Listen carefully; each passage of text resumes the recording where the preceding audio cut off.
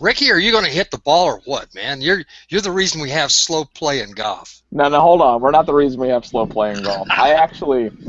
We should have, speaking of slow play, we should have an entire hangout dedicated to discussing slow play. But today, we've got to hurry up because we've got so many questions that came in from the greenskeeper.org community that I don't even know if I'm going to be able to ask any of my questions. And I know Jason is pumped about today's guest. I know you're pumped about today's guest. And we started a few minutes early, well, on purpose because we have so many questions. So let's get through the introductions. Jason Boslow from Shop Junior Golf, Les Bailey from Pro Golf Now. How are you guys? Good. Doing Jason, well. Jason, I'm excited that you're pumped about today's guest, but I'm also excited that you actually have a very good collection of questions presented for us today. And because there's going to be junior conversation, I'm surprised you didn't have to bail and not be here for whatever reason. We've got a couple of special parts about today's guest. One, I got the chance to meet him earlier this week when we did a test, but I've played the golf course that he coaches out of several times, and there's a connection to that golf course, and he's a local, kind of. He's in the same time zone, so Les can appreciate that. So whenever I said we were starting this at 12:30, it was 12:30 local time for both him and for me.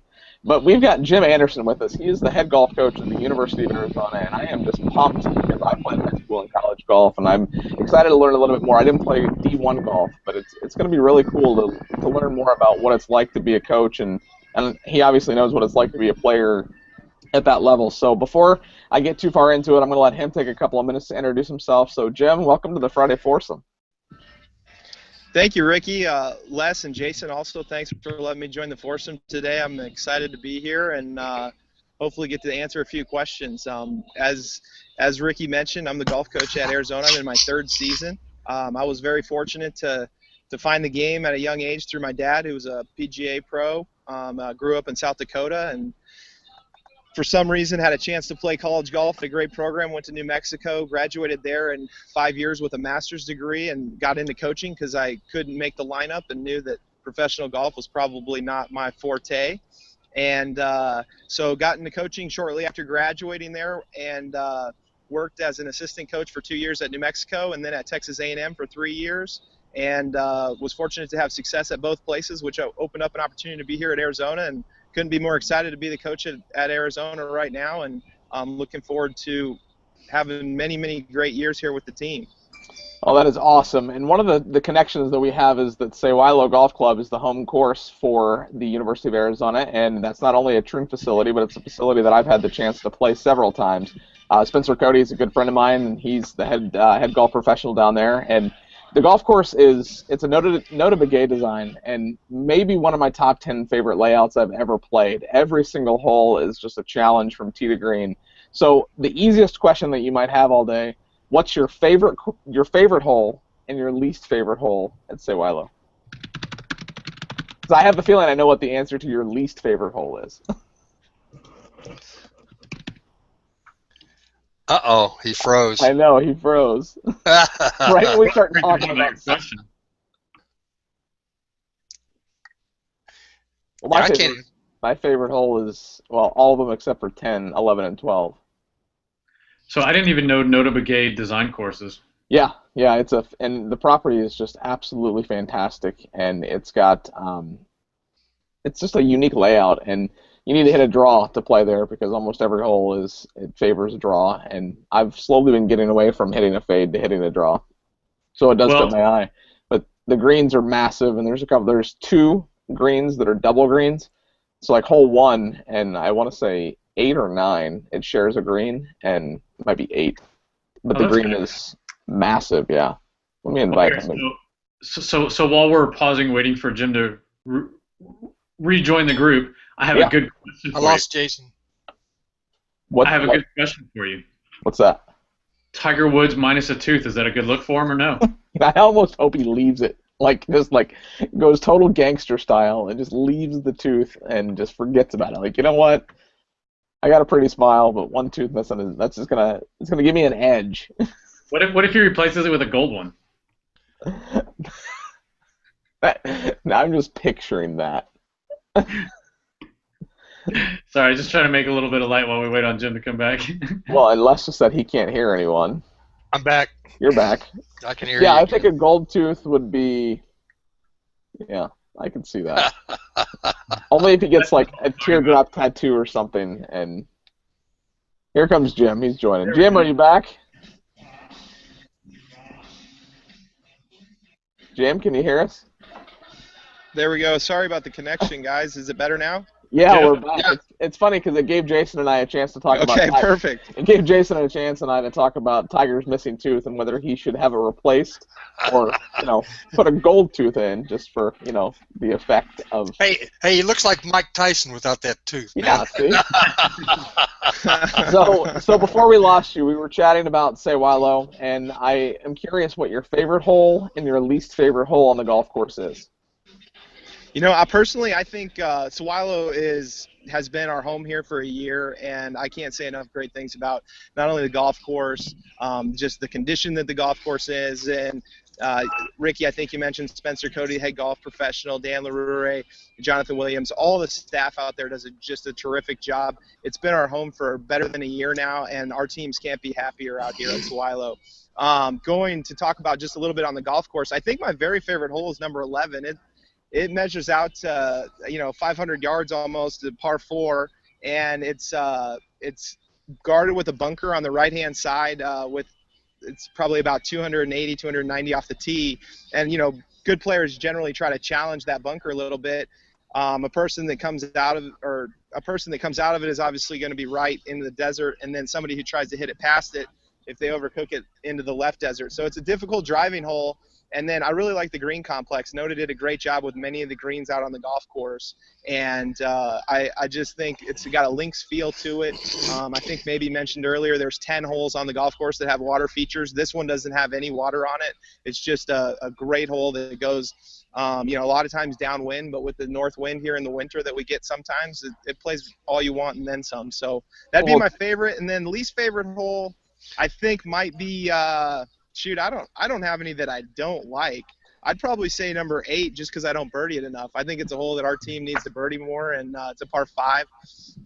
And when I play it, I just can't make 4 on that hole for some reason. So 500 yards are what I like to consider par 5. So the last time I played Sewailo, I played at one set of tees off. I hit driver 3 iron, and I actually missed the birdie putt, but I had a birdie putt on that hole. So it's not an impossible hole. I just don't hit it far enough to deal with that bunker on the right-hand side that you're talking about. And Jason, I don't know if you've ever played a 500-yard par 4, but they're not fun. I do. I normally play them in about 10, though. 10.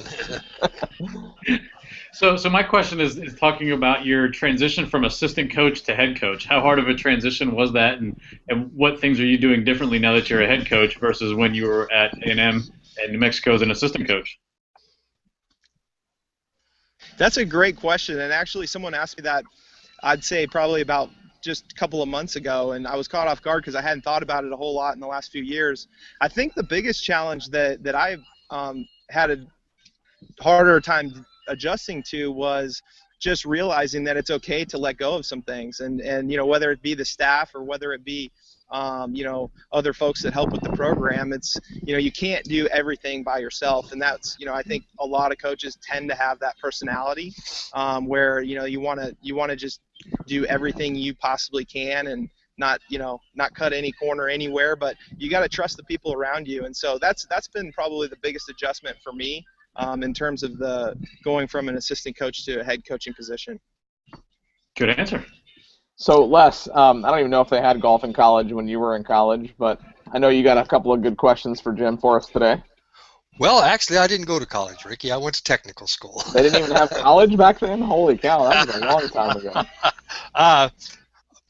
My first question is actually a two-part question. The first part of it is at Texas A&M in Arizona, who were the most famous players or students that you coached? And number 2, do you deflate your golf balls? Yeah.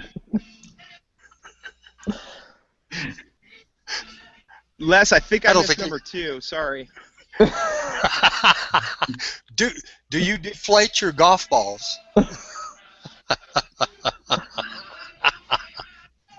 Hey, just following with the news stories of the day. Yeah, no kidding. Oh, deflate golf. I got it. I wish it was a little bit better. A little delayed reaction. I'm not as slow as my connection, but it does take me a little while to get the joke. That's sometimes. the quote of the hangout right there. I'm not as slow as my connection. That's good. Yeah. No, we haven't tried deflating our golf balls yet, but it's not a bad idea, especially when it gets a little bit cold or there's rain. So certainly something to consider. And then as far as the first part of the question, I have had a chance to coach some players who have gone on to have some success at Texas A&M. Andrea Pavon has got his European Tour card, and Nacho Elvira also has his European Tour card currently. And then here at Arizona, Eric Oya was an All-American last year, and he's been playing the Nordic Tour over in Europe, made it through to second stage, and honestly, he's a name that I think people, especially in our area and years down the road, a lot of people recognize his name because he's a complete player, and I was really impressed seeing him continue to grow as a player here at Arizona, and I think he's fully equipped to go on and take on the challenges of professional golf. Yeah. So I played college golf for a couple of years, and I wasn't necessarily recruited. I was a little bit, but not really. And there are a lot of really good players out there. And this next question comes from 4_life82 on Twitter, and he wants to know more about what it takes to walk on to a college team. Because not every golfer is necessarily recruited, but might have the talent to play college golf. So could you speak a little bit about what that process is like to an individual that might want to just show up the first day and impress you?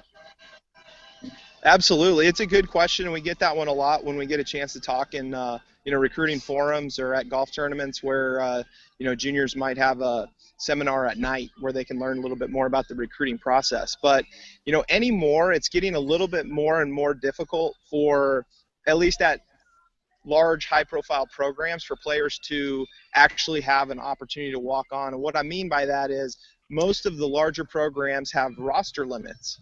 And so what that means is, hypothetically, if a team was allowed, just using a round number, 10 players on their team, it would, generally speaking, if a coach is not going to hold that 10th spot on the hopes that someone shows up on their campus who might be able to beat a player who otherwise would have just said, Coach, I want to be on your team.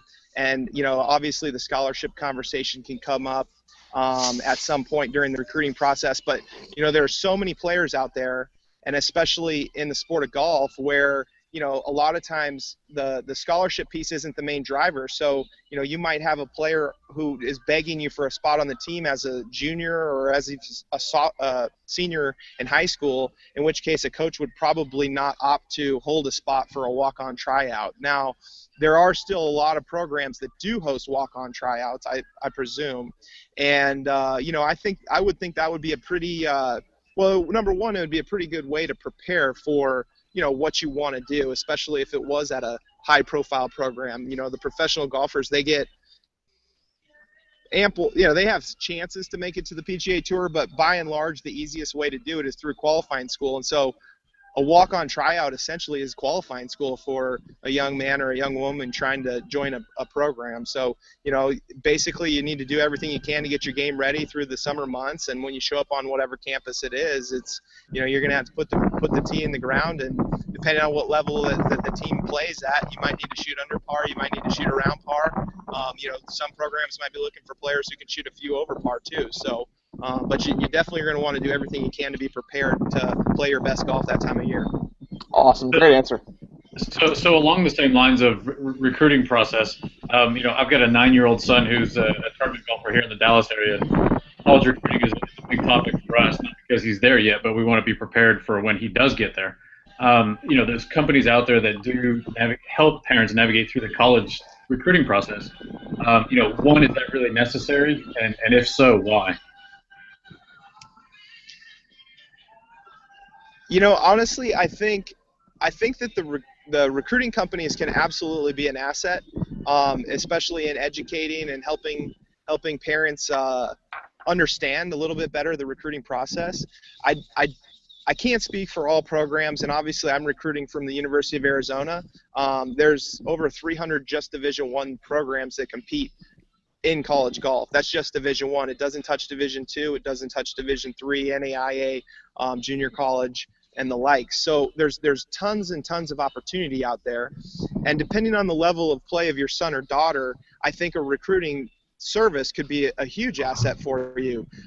If you're trying to chase a dream of playing for one of the best programs, or even a perceived top 150, top 200, top whatever Division I program, I don't know that the recruiting services are going to give you the same mileage that they would if you were just trying to find a place to play, because most of the bigger schools have a recruiting budget where all summer long I'll go watch some of the best junior golfers in the country / world in the hopes that I can recruit them to play here in Tucson.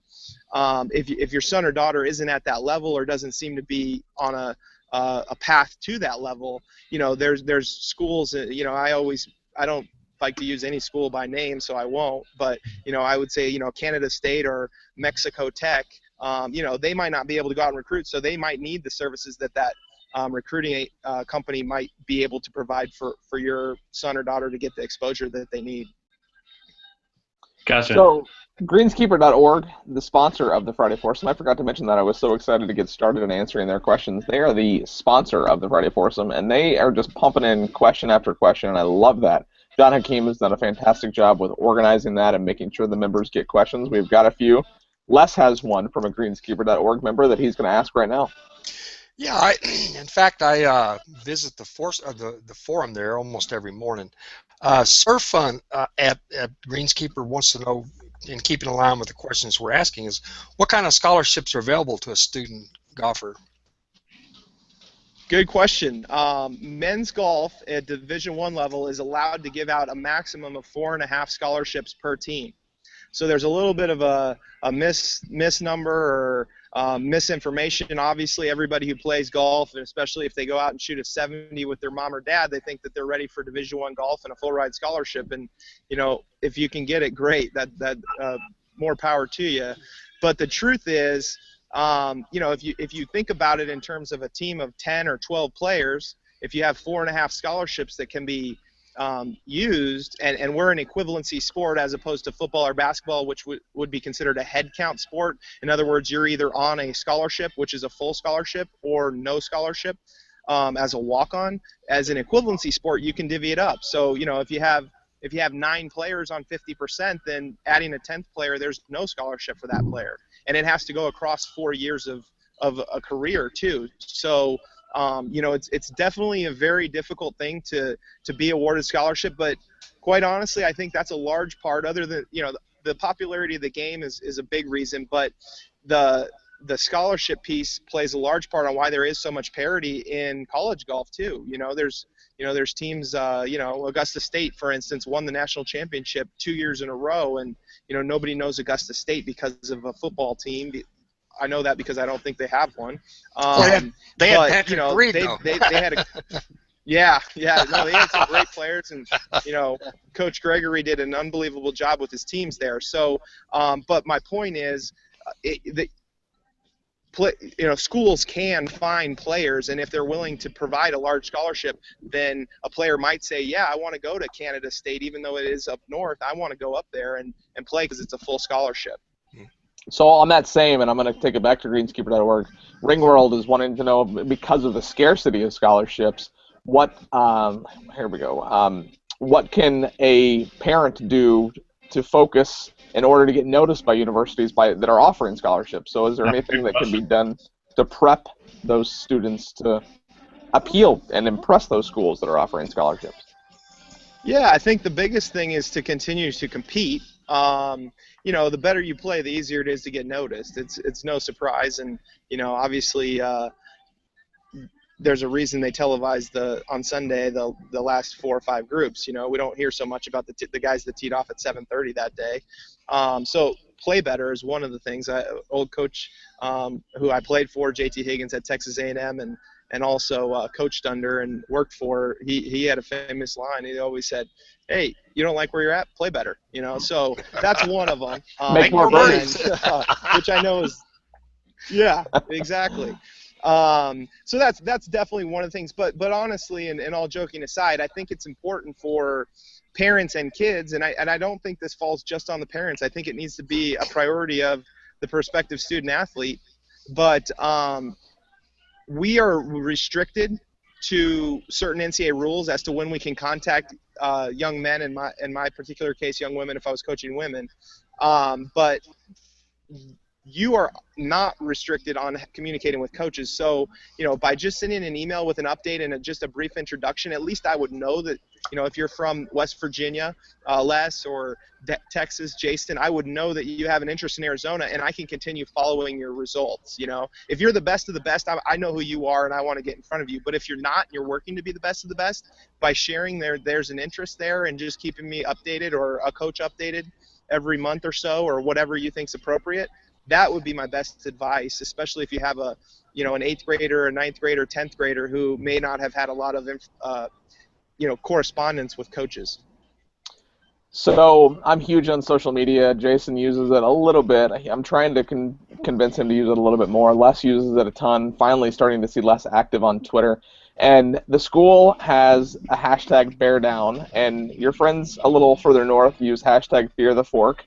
Are you, as a coach, encouraging your students to utilize social media, whether on or off the golf course, to boost and promote not only their personal brands, because, as you look at guys that are on tour and gals that are on tour have personal brands, but also to promote the golf course at Sewailo and the program at U of A? Absolutely, and obviously social media has become a part of most people's lives. Most people, if they don't have a Facebook, Twitter, Instagram, what have you, they at least know of it. And unfortunately, a lot of the times we know when people have it because of the bad things that they choose to tweet out or say. And that's absolutely something that we talk to our team about. Above me, we've got a great leader in Greg Byrne, our athletics director. He actually sits down with our entire student athlete body, which is nearly 500 student athletes at the beginning of the semester, and goes over a pretty specific outline with responsibilities that we have using social media. So our players are very, very well educated on the power of social media, and they understand that with using it, there's great responsibility, because they are in fact representing themselves, sure, but they know that there's a lot more at stake when they're representing our team and our university and the state and just the sport. So fortunately, our guys have done a great job with that, and we certainly want to continue that message. And but yeah, we do like it. And our we'll tweet out pictures from practice. Here at Sewailo, for instance, we're qualifying for our last round for our home tournament this week here at Sewailo. We're playing the Arizona Intercollegiate, and we'll have live scoring going for the qualifier, and we'll take some pictures and do some fun stuff, and our guys will have a fun time retweeting it and maybe making a comment or two about it. So they absolutely use it, and knock on wood, hopefully that they continue to use it the right way. Yes, and Les just tweeted me and said, great guest, and Les, I have to agree. Jason, I expect a tweet from you the next time Les asks a question. Just saying. I gotta find my password for Twitter. I haven't been on it so long. I gotta. My point, exactly. I shouldn't even allow you to ask any more questions after a comment like that. I unfollowed him because he's inactive the other day. Jason, go ahead, ask another one. All right, so I know you've been assistant coach and head coach now. How has the golf programs progressed over the last 5 years, and what do you see happening over the next 5 years that will change college golf? I'm in my third year now, as I mentioned, and I have to give a lot of credit to our senior class right now. The transition for them, I believe, probably wasn't the easiest. Having a coaching change is, anytime you put the word change, there's obviously some apprehension, but these guys have jumped all in, and Alex McMahon is the Arizona Amateur champion, Brennan Redfern from Austin, Texas. Both of those guys have played a lot for us, but Ricky Lee, Dylan Kornberg, and Tucker Watkins, all five together, that senior class has really been just incredibly stable for us. So they've done a great job of helping the coaches, myself and Chris Nallen, our assistant coach, set the standard for the future. And we were very lucky and feel great about the recruiting class that we signed. We actually have 5 freshmen right now, so the dynamic of our team is a little bit unbalanced in terms of 5 seniors and 5 freshmen, with a couple of great players splashed in between, and junior and a sophomore. But that said, our freshmen, we're definitely excited about what they bring. George Cunningham came in as the number 2 ranked player in the country Max Donahue and Peter Koo both were ranked inside the top 30 for a while in the junior golf scoreboard rankings. So we're relying on those three, as well as a couple of other Arizona players, Andrew Garner and Austin Stadley, to really step up and help us get back to where Arizona is competing for national championships here in the very near future. That is awesome. So we're going to go back to Surfun because he asked a lot of good questions, and this is a good question for me because I played high school golf and didn't have a great transition into college golf. I only played for 2 years, but Surfun wants to know how many kids that are highly successful in high school golf, but when they get and go off to college, being away from mom and dad, do they fail? Have you seen a good transition for either side of that coin?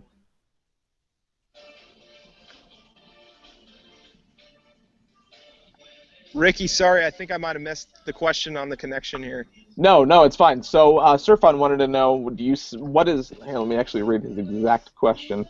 How many kids that are highly successful in high school golf, but when they go off to college, being away from mom and dad, they fail? So talking about how maybe an extremely successful high school student might not succeed as much when he gets to college golf.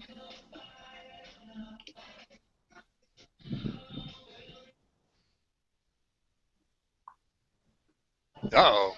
I lost a little bit of it, but I think I got the gist of the question. Okay. And it's definitely a very difficult transition for some, for most, really. I mean, you're talking about a complete change in your life with, generally speaking,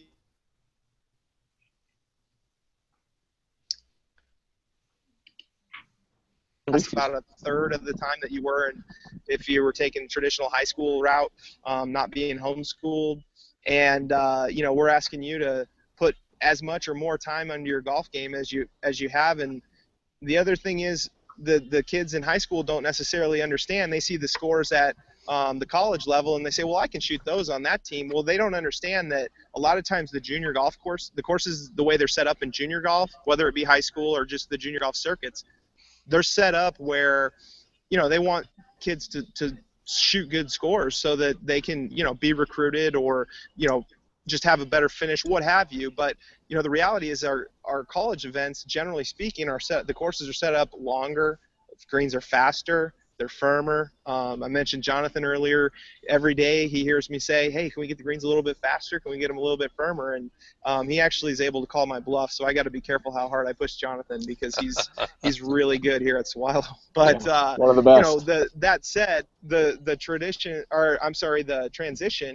it can definitely set a few guys back, which is why, honestly, I think it's great that college golf is 4 years because obviously everyone wants to come in as a freshman and play, but coaches also understand that, look, there's a lot more that's going on with your life than just playing golf. You're missing.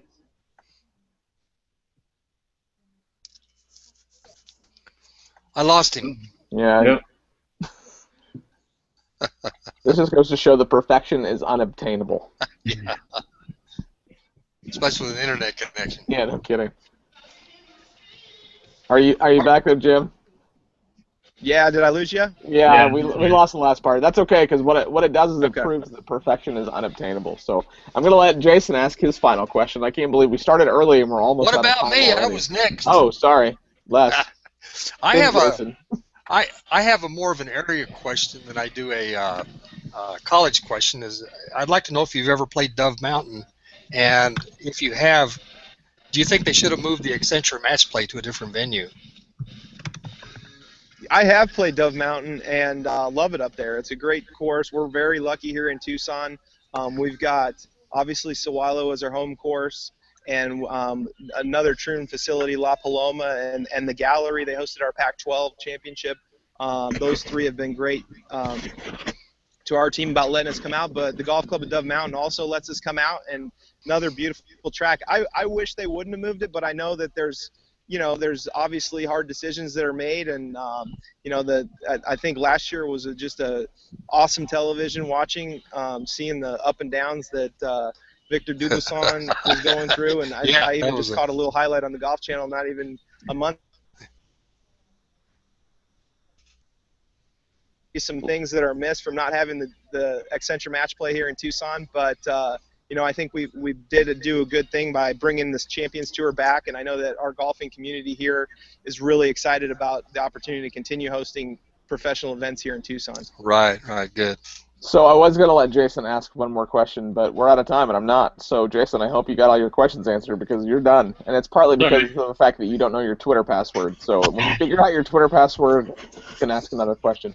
So we've literally been talking for like a half an hour. So, Jim, I want to thank you for joining us. And I got one more section for you, and this has become my favorite part of the Friday Foursome. I know Jason likes it, and Les is a big fan. So it's called the lightning round.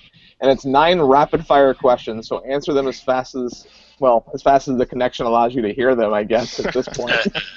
And it's not about college golf as much as it's about you. So are you ready for the lightning round? I'm ready. All right, here we go. Have you ever had an ace? Yes, one.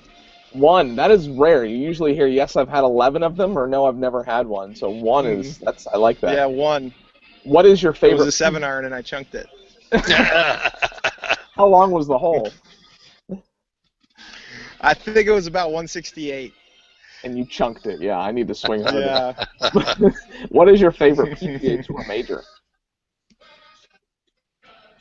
PGA Tour major? Yeah. U.S. Open. I like watching the U.S. Open. That's a good one. So I'm sure as a coach you use a lot of training aids. What is your favorite training aid?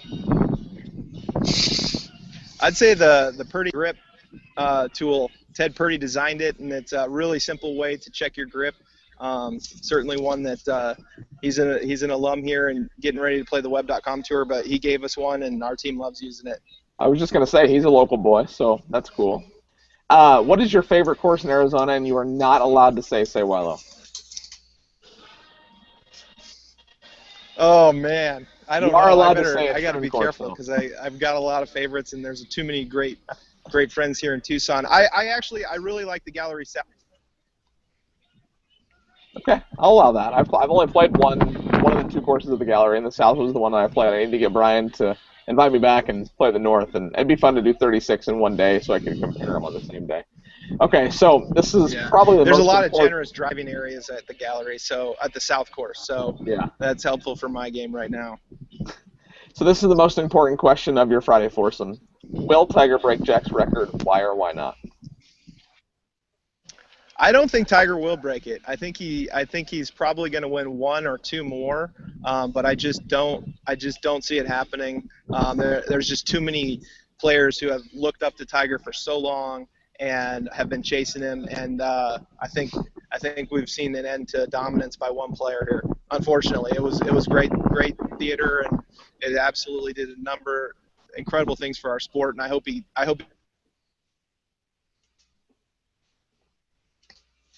I didn't hear that last part, but that's okay because I'm Tiger's biggest fan. And when you said no, I immediately started not listening. I'm just kidding. He probably turned you off.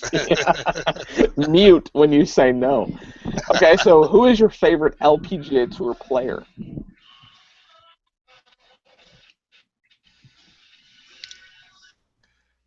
He's either thinking about it or he didn't hear me. He's froze up again. I know. He's moving. Oh, he's moving. Can you hear us? I got you now. Sorry, okay. I don't know how much you heard of me, but well, when you said no, Tiger wouldn't break Jack's record, I muted you, so it's okay. Oh, perfect. Okay. Who is your favorite LPGA Tour player? Does it have to be someone who's still playing on the LPGA Tour? No, it doesn't. I'd say Annika Sorenstam. That's a good one. She just did yesterday with Harry Arnett at the PGA show. She did a really good Callaway Talks. They did Callaway Talks live. It's fantastic. So go to their YouTube channel and check it out. It's really good. She talks about what it was like to be on tour and now what she's doing as a mother, and it's really good. So in that same vein, either alive or dead, who is in your perfect foursome? My perfect foursome? Yeah. I definitely would put my dad in there. I would probably I'd probably play with my brothers too. I know that's kind of a crazy answer, but we have a lot of fun, and usually somebody ends up getting really mad or